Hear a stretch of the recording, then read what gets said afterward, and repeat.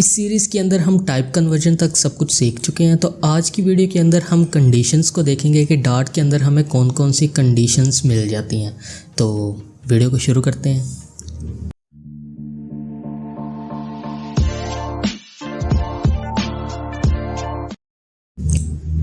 तो सबसे पहले मैं यहाँ पे एक फ़ाइल को क्रिएट कर लेता हूँ जिसका नाम मैं conditions.dart रखूँगा। और जो भी हमने पहले सीखा हुआ है कि हम एक फ़ंक्शन को क्रिएट करते हैं, मेन फंक्शन। तो डार्ट के अंदर हमें कौन कौन सी कंडीशंस मिलती हैं मैं पहले वो आपको बता देता हूँ कि इसके अंदर एक तो है इफ़, दूसरा है इफ़ एल्स, तीसरा है इफ़ एल्स इफ़, और चौथा है हमारे पास स्विच। अच्छा, ये अब क्या चीज़ें हैं? इफ़ का क्या मतलब होता है? अगर हम वैसे इसको उर्दू में देखें तो इसका मतलब होता है अगर। तो इसको हम प्रोग्राम में किस तरह से इसको हम प्रोग्राम में किस तरह से यूज़ करते हैं कि अगर हमारा जो वेरिएबल है या जो हमारा कोड है वो ऐसा होगा तो ऐसा हो जाए। फॉर एग्ज़ाम्पल, आपने यूज़र से कहा कि भाई मुझे अपनी एज एंटर करके दो, तो जब वो एज एंटर करेगा, हमें तो नहीं पता कि वो उसकी एज क्या होगी, तो वो जब यूज़र एंटर करेगा तो हम वहाँ पे कंडीशन लगा देंगे कि अगर इसकी एज इतनी हुई तो ये चीज़ हो जाए। ठीक है, तो मैं आपको यहाँ पे एक प्रोग्राम क्रिएट करके दिखाता हूँ। तो यूज़र से इंपोर्ट हमने इनपुट करवाना है, तो मैं यहाँ पे डार्ट इनपुट आउटपुट को इंपोर्ट कर लेता हूँ। इसके बाद मैं यूज़र को यहाँ पे कहता हूँ print please enter your age. तो उसने एज एंटर करनी, तो वो हमें किसी वेरिएबल के अंदर स्टोर करवानी पड़ेगी। तो मैं यहाँ पे इंट टाइप से एज का वेरिएबल बना लेता हूँ।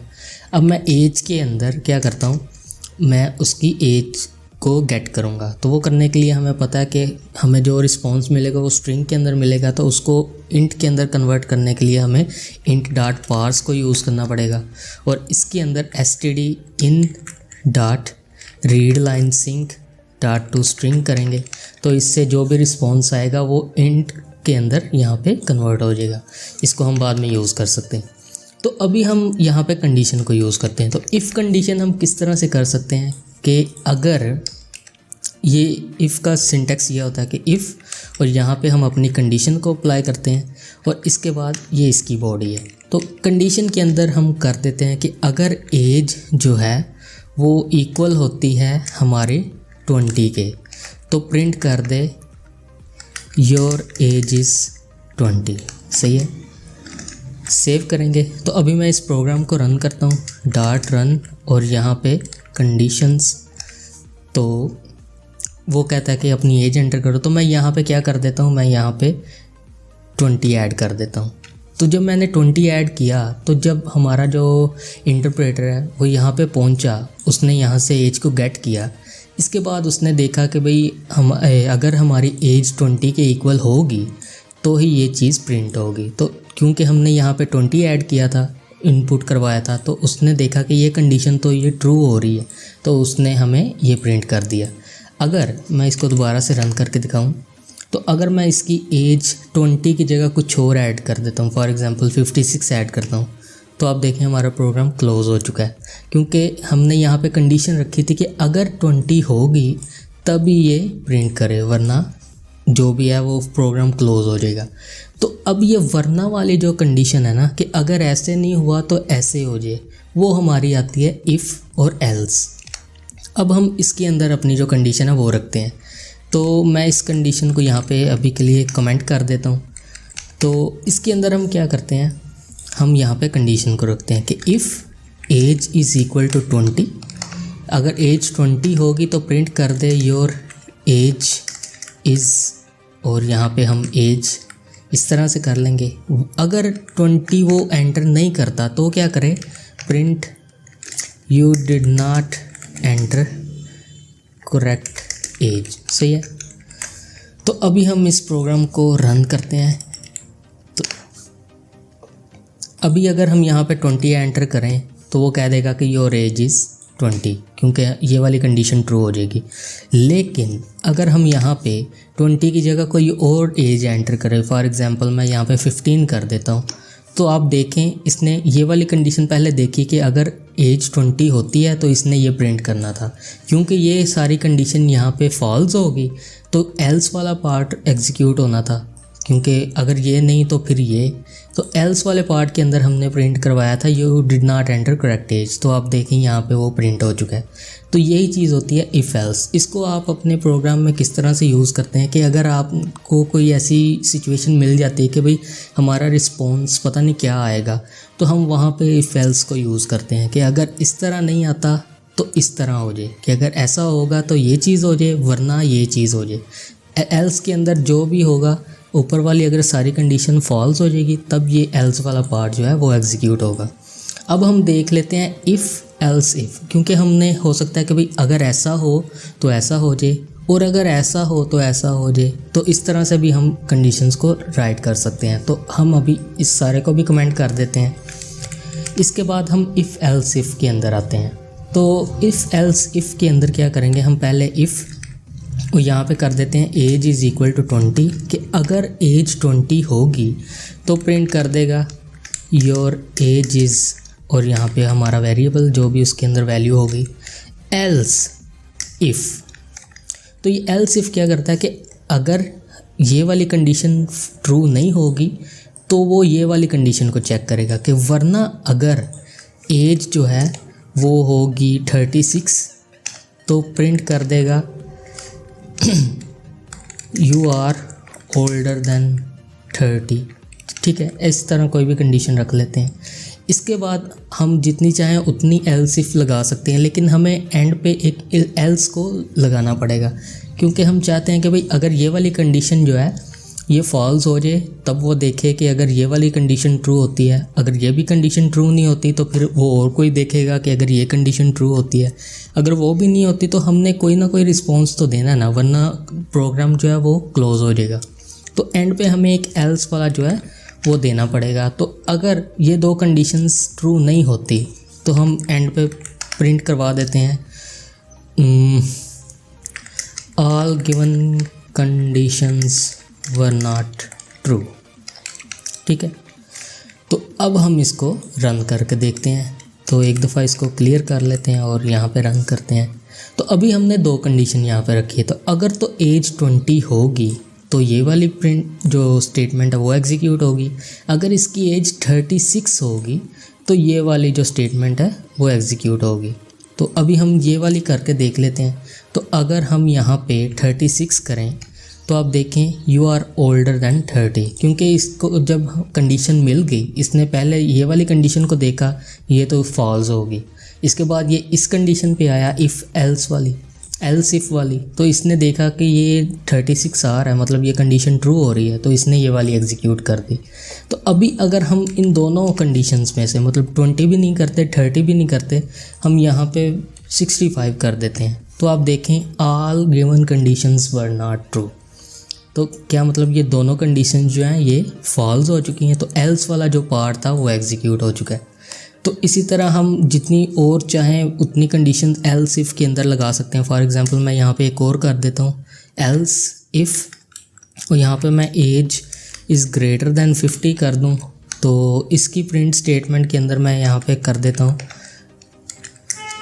You are older than 50। ठीक है, तो एल्स के अंदर हम क्या करेंगे, एल्स के अंदर हम कर देंगे कि all given conditions were true.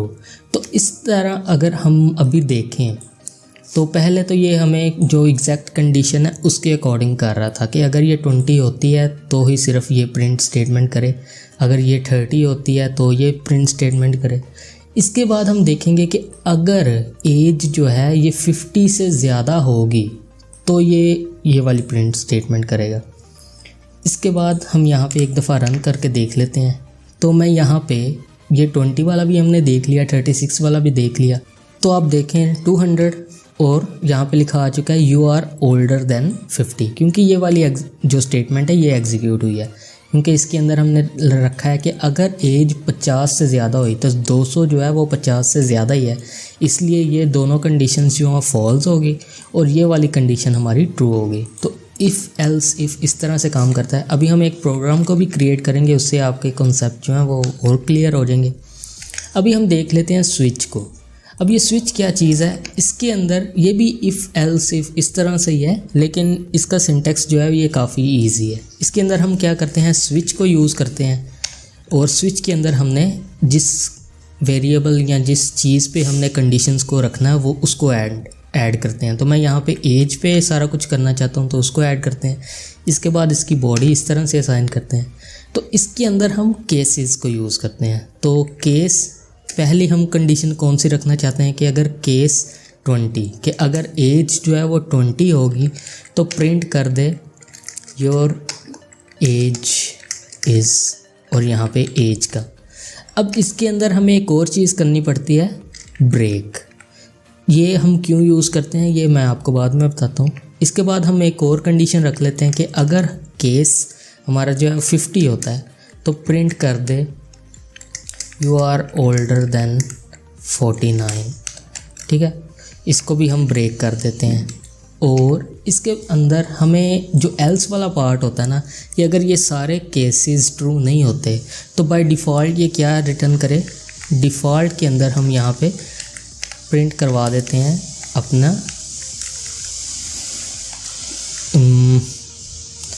All given conditions were not true. सही है। तो ये दो हमने कंडीशन रखी कि अगर केस 20 मतलब एज 20 होगी तो ये चीज़ एग्जीक्यूट करेगा, अगर एज जो है 50 होगी तो ये चीज़ एग्जीक्यूट करेगा। तो इसको एक दफ़ा रन करके देख लेते हैं। तो अभी हम यहाँ पे एज एंटर करते हैं हमारी 20। तो आप देखें यहाँ पे योर एज इज़ 20 लिखा आ चुका है। तो अगर मैं यहाँ पे एज एंटर करूँ, हमारा ये वाला जो वेरिएबल है 50, हमारी जो कंडीशन है 50, तो 50 एंटर करूँगा तो यू आर ओल्डर देन 49। तो अगर मैं इन दोनों में से कोई भी कंडीशन जो है उसको ट्रू नहीं करता तो हमारे ये डिफ़ॉल्ट वाला पार्ट एग्जीक्यूट होगा। तो मैं यहाँ पे कर देता हूँ 100। तो आप देखें all conditions were not true. तो ये भी इफ़ एल्स की तरह ही है, लेकिन इसके अंदर हमें केसेस को यूज़ करना पड़ता है कि भाई एक ही वेरिएबल या एक ही कंडीशन के ऊपर हम इस तरह से केस लगा सकते हैं और उनको आराम से यहाँ पे चेक कर सकते हैं कि कौन सी कंडीशन ट्रू होती है।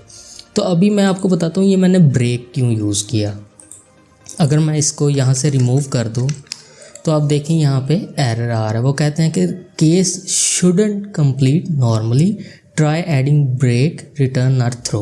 तो इससे क्या होता है कि अगर हम ब्रेक को एंटर नहीं करेंगे तो इससे ये होगा कि जो भी कंडीशन होगी, बेशक वो डिफ़ॉल्ट वाली है या ऊपर कोई भी कंडीशन वो ट्रू होती है, तो वो क्या करेगा, पहले इसको एग्जीक्यूट करेगा, फिर इसको एग्जीक्यूट करेगा, फिर इसको एग्जीक्यूट करेगा, मतलब तीनों को करेगा।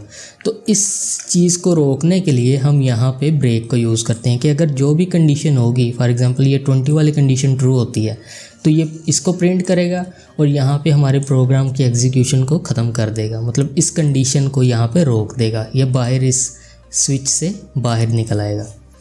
तो इस चीज़ के लिए यहाँ पे हम ब्रेक को यूज़ करते हैं। आई होप आपको समझ आ चुकी होगी कि हम कंडीशंस को किस तरह से अपने प्रोग्राम के अंदर यूज़ करते हैं। ये तो वैसे बेसिक सी बस एग्जांपल थी। जब हम रियल वर्ल्ड में कोई प्रोग्राम को क्रिएट करते हैं तब हम कुछ ज़्यादा मोर कॉम्प्लेक्स जो चीज़ें हैं उनको हैंडल करते हैं इस इफ़ एल्स और स्विच के ज़रिए। तो वो भी हम नेक्स्ट वीडियोज़ के अंदर देखेंगे। तो नेक्स्ट वीडियो के अंदर हम क्या करेंगे, हम इसके अंदर ऑपरेटर्स को देखेंगे। अभी तो हमने सिर्फ यही देखा था ना कि भाई एज अगर ये इक्वल होगी 20 के, तो नेक्स्ट वीडियो के अंदर हम बाकी के जो ऑपरेटर्स हैं उनको भी देखें। तो मिलते हैं अब नेक्स्ट वीडियो के अंदर, तब तक के लिए अल्लाह हाफिज़।